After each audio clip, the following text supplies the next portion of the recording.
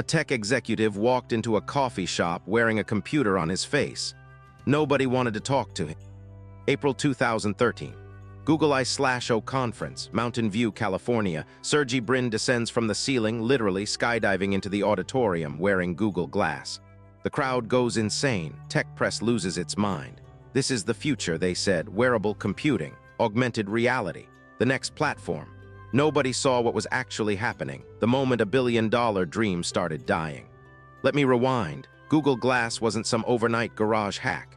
This was Google, the search giant with unlimited capital, the best engineers money could buy, and a CEO obsessed with moonshot thinking. Sergey Brin had been personally driving the project since around 2011. They poured over $1 billion into R&D. They had the vision. They had the tech.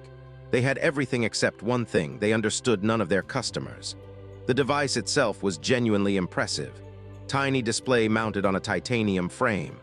Bone conduction audio, voice control, real-time translation, hands-free photography. On paper, it was revolutionary. The problem wasn't the engineering, it was everything else. First problem, price. When Google finally released Glass to the public in 2013, the Explorer edition cost $1,500. Think about that.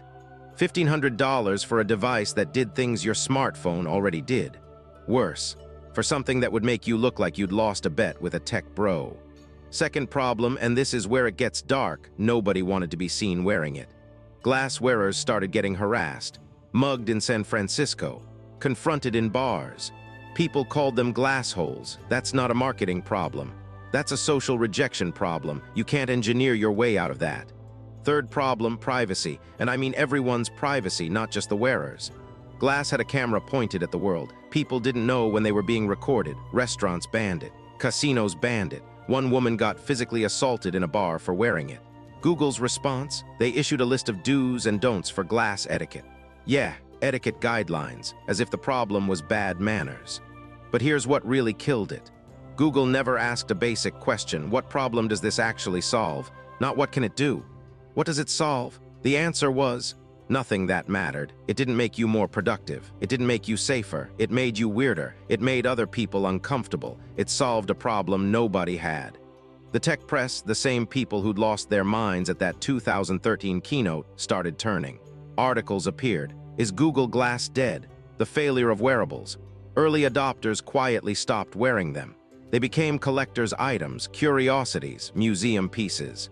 By 2015, just 2 years after launch, Google pulled it from general sale. They didn't kill the project entirely. They shunted it off to something called Google Glass at Work. Basically, they admitted, this doesn't work for normal people. Maybe it works for warehouse inventory workers or surgeons. Not for you. Not for anyone who actually leaves the house. Now here's where I don't buy the coincidence narrative. Google is smart, smarter than you or me. They had market researchers, consumer psychologists. They knew exactly what they were building. But they fell into a trap that kills most big tech companies. They confused what's possible with what's wanted. They had the engineering talent, the capital, the brand power. What they didn't have was humility. They assumed the market wanted wearable computing because they, Google, wanted it. They assumed early adopters represented a real market. They assumed privacy concerns were just growing pains. They were wrong on every count. The kicker, all that money spent, all that talent deployed, all that hype generated, and what did we get? A lesson. A very expensive, very public lesson about the difference between innovation theater and actual innovation. Glass looked like the future because Google made it look like the future, but it wasn't solving anything real. Somewhere in there is a warning for every startup founder, every VC, every CEO who thinks they can engineer society into adoption. You can't. Adoption is social.